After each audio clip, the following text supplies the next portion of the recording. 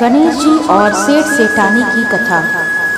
सनातन परंपरा में गणेश जी की पूजा के लिए बुधवार का दिन खास तौर पर शुभ माना जाता है। इस दिन उनकी पूजा करने से शुभता प्राप्त होती है। गणेश जी शुभ लाभ प्रदान करने वाले देवता हैं। उनकी पूजा के साथ कई कथाएं लोक में प्रचलित हैं। बुधवार को गणेश जी की पूजा के साथ उनकी कथा भी पढ़नी सुननी चाहिए। ऐसी ही एक कथा यह भी है। जब गणेश जी किसी सेठ के यहाँ नौकरी करने लगे। गणेश जी सेठ के नौकर कैसे बने, यह है कथा। एक बार गणेश जी एक बहुत सुंदर गांव से गुजर रहे थे। इस गांव के खेत हरे भरे थे। सुबह का समय था। ठंडी पवन का आनंद लेते हुए गणेश जी मूसक पर सवार होकर चले जा रहे थे।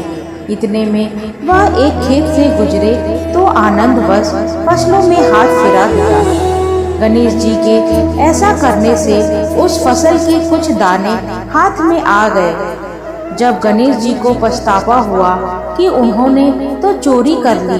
भले ही उन्होंने जानबूझकर नहीं चुराया, लेकिन अब फसल के दाने तो उनके हाथ में आ गए। गणेश जी ने गिने तो वह 12 थे।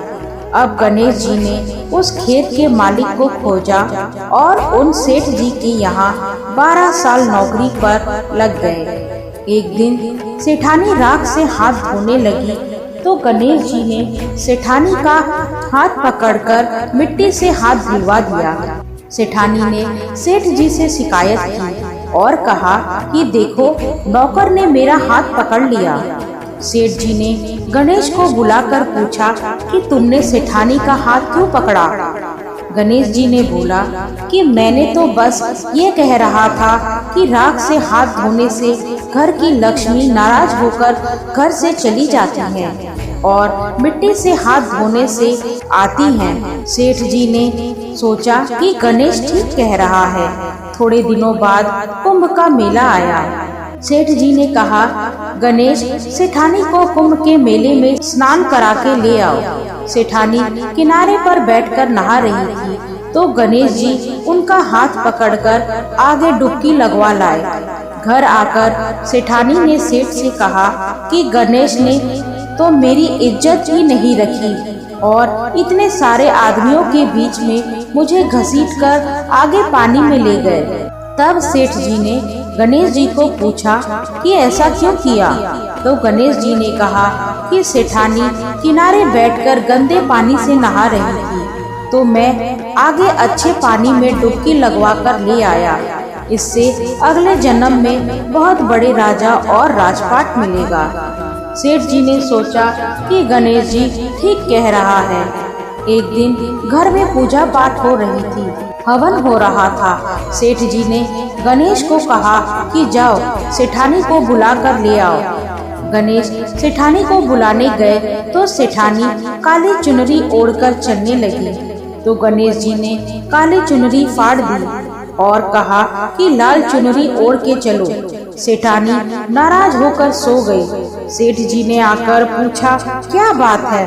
तो सेठ ने बोला कि गणेश ने मेरी चुनरी फाड़ दी। सेठ जी ने गणेश को बुलाकर बहुत डांटा तो गणेश जी ने कहा, पूजा पाठ में काला वस्त्र नहीं पहनते हैं, इसलिए मैंने लाल वस्त्र के लिए कहा।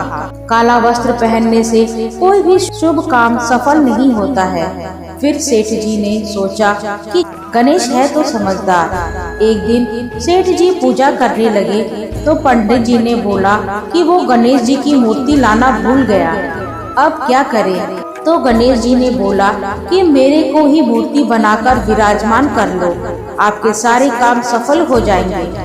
यह बात सुनकर सेठ जी को भी बहुत गुस्सा आया और वो बोले कि तुम तो अब तक सेठानी से ही मजाक करते थे, मेरे से भी करने लग गए। तो गणेश जी ने कहा, मैं मजाक नहीं कर रहा हूँ, मैं सच बात कह रहा हूँ। इतने में ही गणेश ने गणेश जी का रूप धारण कर लिया और सेठ सेठानी ने ही गणेश जी की पूजा की। पूजा खत्म होते ही गणेश जी अंतर ध्यान हो गए। सेठ सेठानी को बहुत धोखा हुआ और उन्होंने कहा कि हमारे पास तो गणेश जी रहते थे और हमने उनसे इतना काम कराया। तो गणेश जी ने सपने में आकर सेठ जी को कहा कि आपके खेत में से मैंने 12 अनाज के दाने तोड़ लिए थे, उसी का दोष उतारने के लिए मैंने आपके यहाँ काम किया था। सेठ जी के करोड़ों की माया हो गई। हे गणेश जी महाराज, जैसा सेठ जी को दिया वैसा सबको देना, कहते को सुनते को और सारे परिवार को दे देना। जय श्री गणेश जी।